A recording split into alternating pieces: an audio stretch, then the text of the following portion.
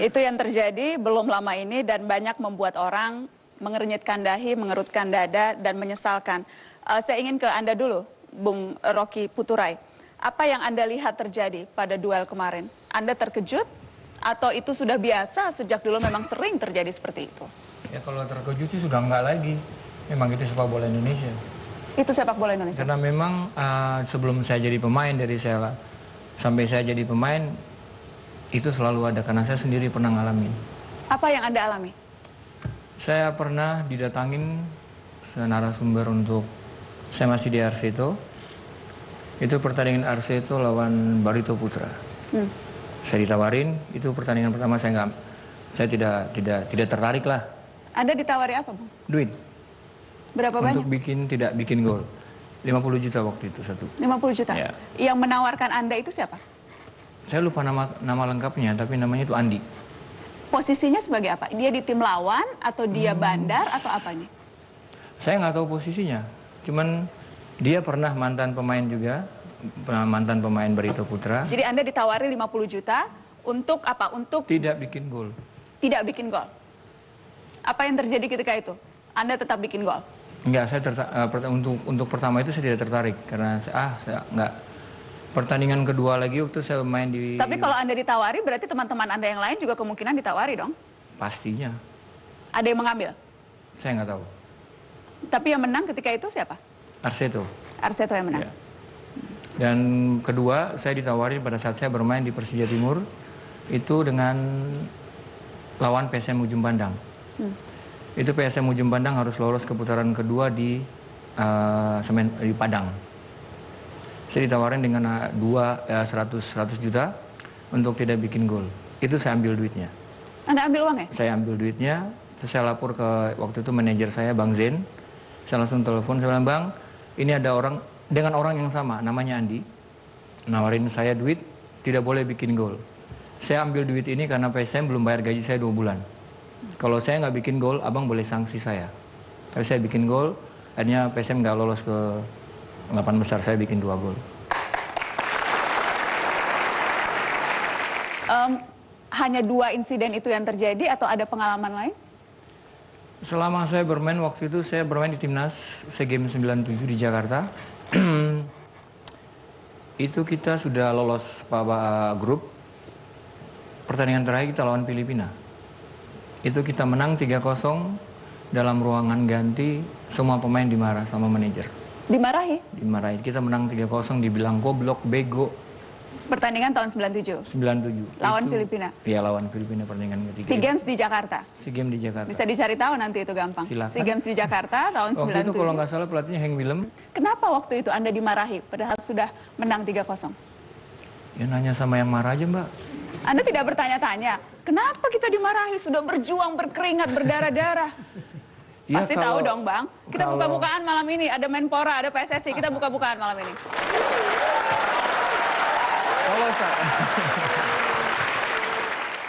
Waktu itu diharapkan kalah sesungguhnya? Atau diharapkan menang lebih banyak? Atau menang lebih sedikit? Atau apa yang diharapkan? Mungkin menang lebih banyak.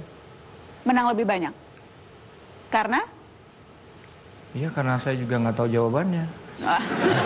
Masih ada yang ditutup-tutupi. Tidak apa-apa, nanti akan panas. Kasih tepuk tangan dong untuk Bang Rocky.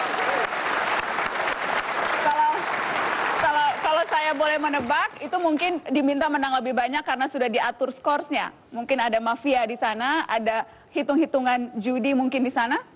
Kira-kira betul tebakan saya? Ya, mungkin, Mbak. Mungkin, karena ya? saya juga ngalamin itu waktu saya main di Piala Asia. Terakhir saya main Piala Asia 2000 di Libanon.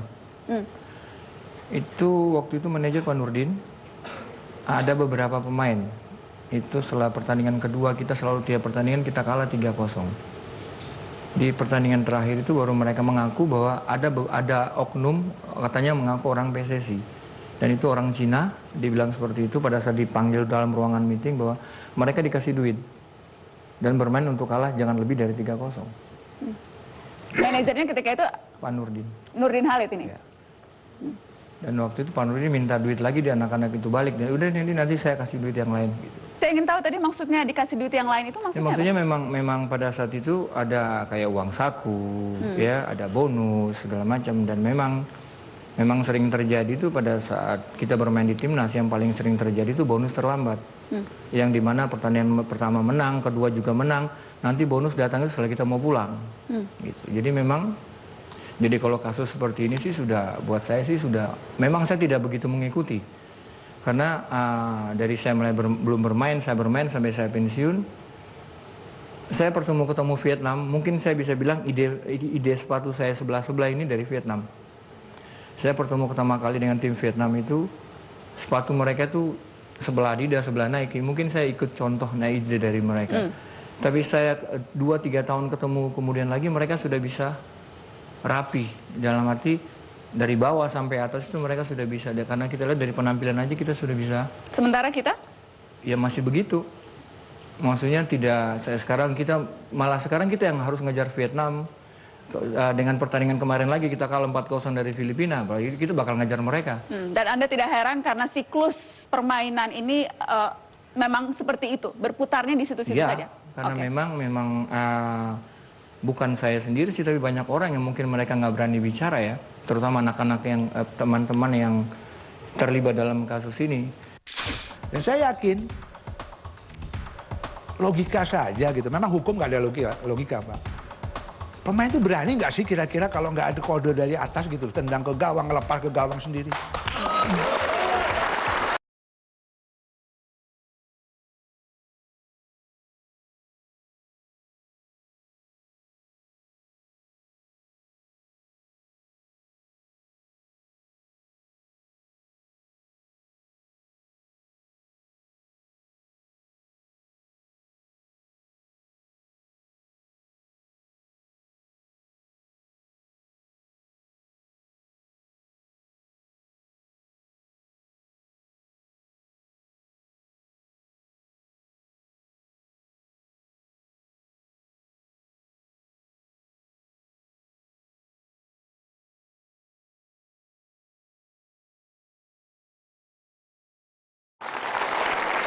Saya ingin ke Pak Bambang Nurdiansyah. Anda sekarang pelatih di Persita Tangerang. Anda punya pengalaman yang samakah yang dialami oleh Bung Rocky? Ya, saya pernah kasus suap itu menjerat saya ketika pra-Olimpik atau pra-Piala Dunia di Singapura waktu itu. Langsung divonis zaman Pak Cardono waktu itu. Waduh, isu suap, berita nasional waktu itu. Setiap hari itu beritanya. Kita nggak bisa ngelawan berita itu karena masyarakat sudah memvonis kita suap. Tapi kalau saya boleh cerita sekarang kejadiannya, waktu sebelum pertandingan lawan Singapura itu di Singapura, ada orang ngajak makan nih Mbak. Ini tahun berapa nih Pak? Aduh lupa saya tahu, di tahun 80. Ini kenapa saya tanya untuk menunjukkan bahwa ini memang sudah sejak lama terjadi. Ya, tahun 80. Oke, jadi Anda diajak makan di Singapura? Ajak makan. Nggak di sini, masih sini? persiapan. Di kota sana. Saya tahunya yang sampai di restoran, katanya yang ngajak makan ini bandar suap, bandar judi. Kita rame-rame makan, suruh ngalah. Kita nggak mau kalau kalah, kalau menang kasih bonus. Sewari berapa supaya mau kalah? Belum sampai sejauh itu. Kita makan aja dulu yang ada, makan, ditawarin untuk kalah kita nggak mau. Kalau untuk menang, oh nggak ada masalah. Nah oke, selesai sampai di situ. Main lawan Singapura, di Singapura kebetulan kita kalah Mbak. Mungkin ada yang lihat bahwa pemain nasional, persiapan sebelum pertandingan itu, ketemu bandar judi itu. Anda dihukum? Dihukum, tapi hukumnya tidak seumur hidup Pak Inca. Tidak seumur hidup. Anda dihukum berapa lama? Waktu itu 1 tahun apa 2 tahun. Tetapi hanya Anda sendiri Pak Bambang atau yang lain juga dihukum? Semuanya. Rekan-rekan saya juga dihukum. Tetapi mungkin PSSI waktu itu lebih canggih ya waktu itu. Diselidiki terus.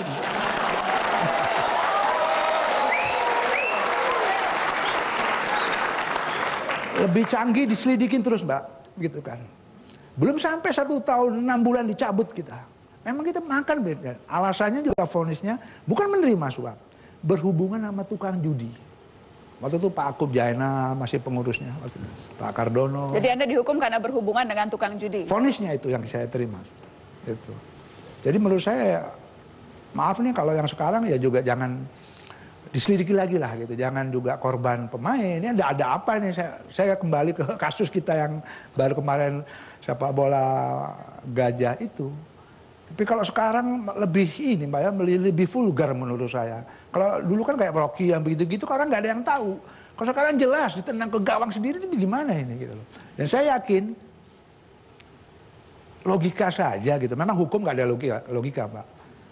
Pemain itu berani nggak sih kira-kira kalau nggak ada kode dari atas gitu, tendang ke gawang, lepas ke gawang sendiri? Ya, jadi dari pengalaman Anda, dari pengamatan Anda, pasti ini diatur oleh orang lain. Pastinya saya yakin. Siapa tuh yang mengatur? Pelatih, manajer, pemilik? Apalagi pelatih Mbak, saya pelatih sekarang nggak mungkin saya ngomong mana buat saya. Ngomongnya, kamu gendang ke gawang sini nggak mungkin. Nanti saya nanti melatih kemana-mana nggak akan di orang, nggak mungkin. Baik. Gitu. Kebetulan Harry Kis ini kasus, kita bicara kasus yang sekarang. Harry Kis ini teman saya, sahabat saya. Harry Kiswanto yang tadi kita lihat? Iya, sahabat saya dari kecil. Pemain, waktu jadi pemain track recordnya sangat bagus. Pendiam. Justru saya kok bingung kok Harry Kis memerintahkan ke pemain. Nggak mungkin. Kalaupun Harry memerintahkan pemain, nggak mungkin itu maunya Harry. Pasti Harry juga ditekan mungkin. Gitu. Tapi kalau menurut cerita Harry, kejadian dia masuk ruang ganti, dia sholat, merenung sebentar, tiba-tiba udah kejadian itu. Okay. Dan pemain yang kalau nggak salah kiper, kalau nggak salah sudah diganti. Padahal Harry pelatihnya loh, nggak tahu siapa yang ganti kiper. Ini cerita bagaimana ceritanya? Sayang sekali memang pemirsa saya harus mengatakan kepada Anda bahwa baik pemain, manajemen dari PSS Sleman maupun PSIS Semarang menolak untuk hadir di Mata Najwa. Mereka bersedia berbicara off the record, tapi saya harus menghargai off the record mereka dan kemudian tidak bisa menyampaikannya ke Anda. Tapi yang sudah hadir di studio saat ini adalah Helmi Atmaja, aktivis pentolan supporter PSIS Semarang. Mas Helmi, selamat malam. Mas Helmi, pemain kebanggaan Anda, pemilik, manajemen, semuanya tidak ada yang mau bicara. Karenanya saya mengharapkan Anda mau sedikit memberikan pencerahan. Apa yang terjadi pada sepak bola gajah itu? Ya, dalam hal sepak bola gajah ini yang pasti yang paling dirugikan adalah supporter. Karena supporter tidak digaji oleh tim. Supporter selama ini yang masuk ke stadion membayar gitu. Terkadang supporter iuran untuk membayar gaji pemain.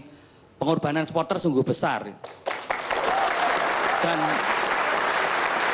Dan yang kita lihat selama ini adalah tidak pernah dicari akarnya.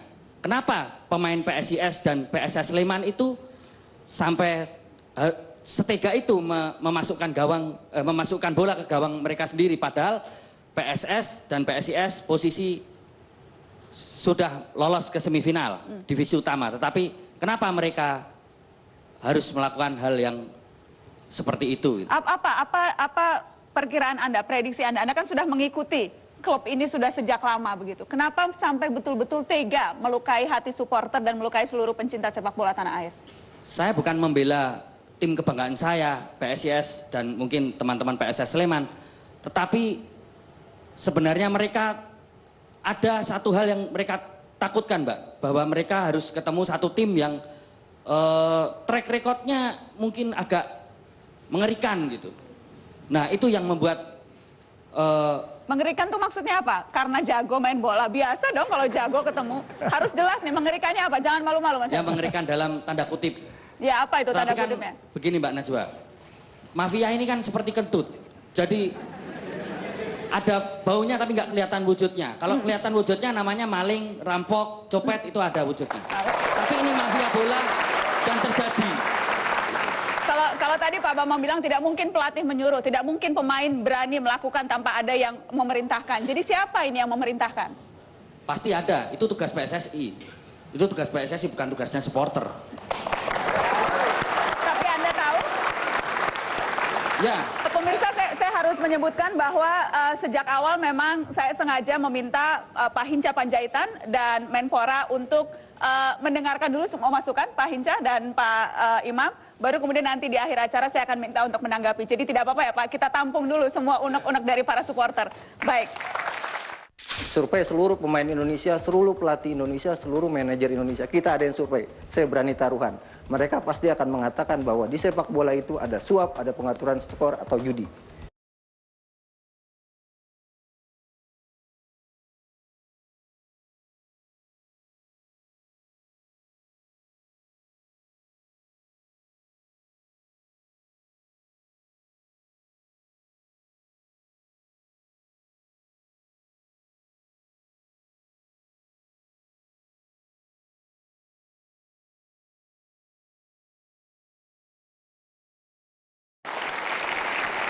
Sudah hadir juga Mas Sukrisno, ini adalah supporter PSS Sleman. Kalau yang lain gregetan, Anda supporter paling setia pasti lebih gregetan melihat peristiwa itu. Iya. Saat itu ya kita benar-benar sebenarnya marah.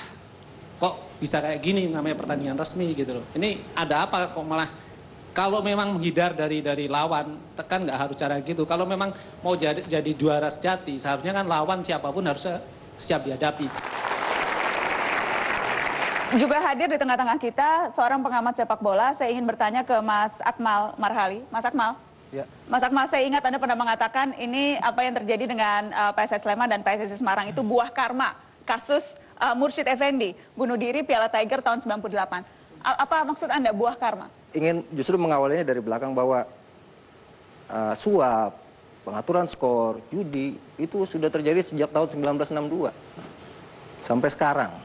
Mas Bambang ngalami di antara itu dari 1962 ketika itu era timnas, ada Om Bob Hippie gitu kan, ada rekan-rekan yang lain gitu kan, itu sudah terjadi gitu kan.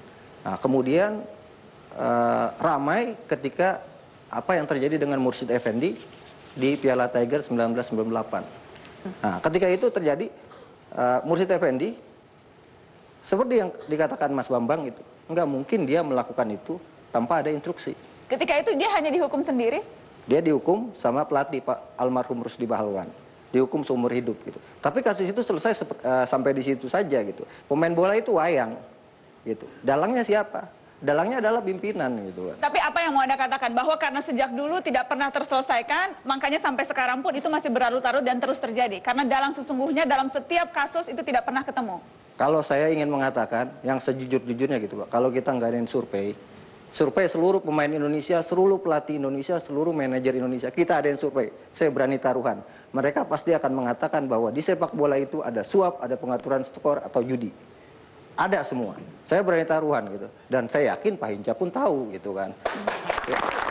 Bahwa itu semua terjadi dan ada gitu.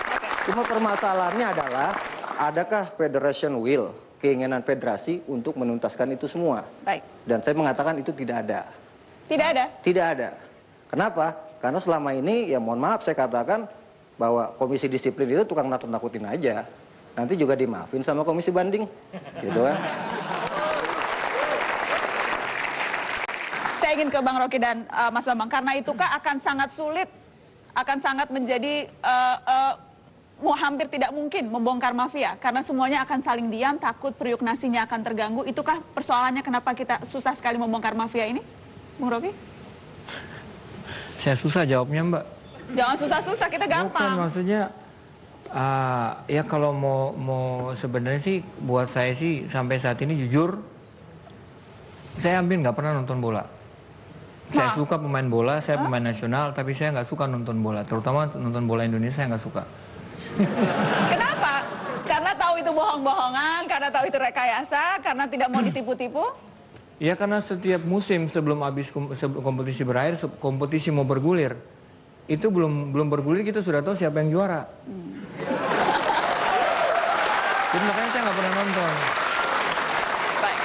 Jadi misalkan ya sekarang juga kita mau bantah kasus suap dari saya masih kecil sampai saya belum lahir juga sudah ada tuh. Jadi mau berantas juga kayaknya sih nggak mungkin sih Mbak. Tapi ya saya cuma mau titip pesan aja. Pada saat siapapun yang duduk dalam suatu organisasi, terutama di PSSI ya, selama dia masih berpikir untuk mencari duit, bukan prestasi, ya Indonesia tidak akan juara.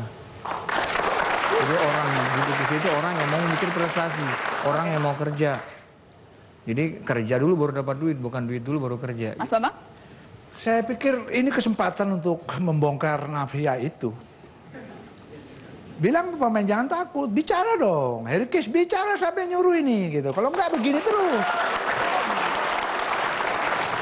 Kalau memang ada yang nyuruh. Kalau Harry Kane karena teman, karena sahabat saya, dia bilang saya nggak tahu. Tapi pemainnya pasti tahu lah yang ngelepas itu siapa yang nyuruh. Sekarang bicara kalau kita mau maju semua. Kalau nggak selesai ini masalah. Oh, diem deh. Ntar juga komisi disiplin. Kalau saya ngomong nanti komisi banding nggak ngampunin, ya repot kita, tenggelam terus kita. Bicara sekarang. Kalau perlu pengurus PSSI-nya ganti semua. Gitu loh. Kalau memang pengurus PSSI terlibat, kalau memang. Dan nanti kita akan tanya, kita kasih kesempatan untuk bertanya. Kalau gitu saya mau nantang Bang Rocky nih. Tadi Anda bilang tidak mau nonton karena sudah tahu siapa yang menang. Berarti ini hanya dagelan. Tahun depan yang menang siapa ya? Wah, anunya belum ada, Mbak. Tahun depannya belum ada. Ternyata jago ngeles juga kayak politisi. Kita kasih tepuk tangan dong. Bang Rocky, Mas Bambang, terima kasih sudah hadir.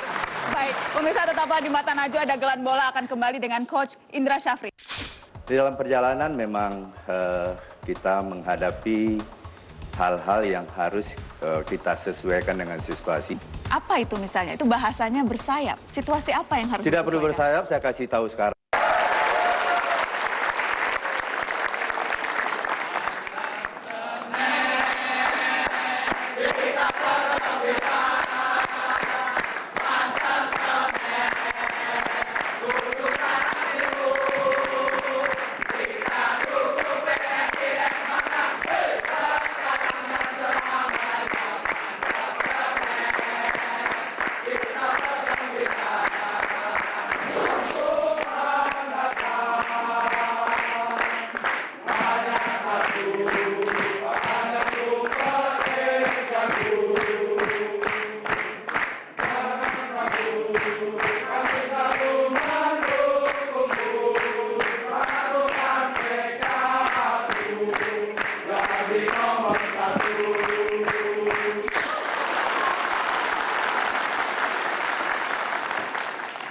Pemirsa, mafia bola tidak hanya menyasar para pemain yang merupakan ujung tombak permainan, tapi juga mafia ini bermain dengan berbagai intervensi yang mungkin tidak terlalu kelihatan, tapi ada di tataran kebijakan.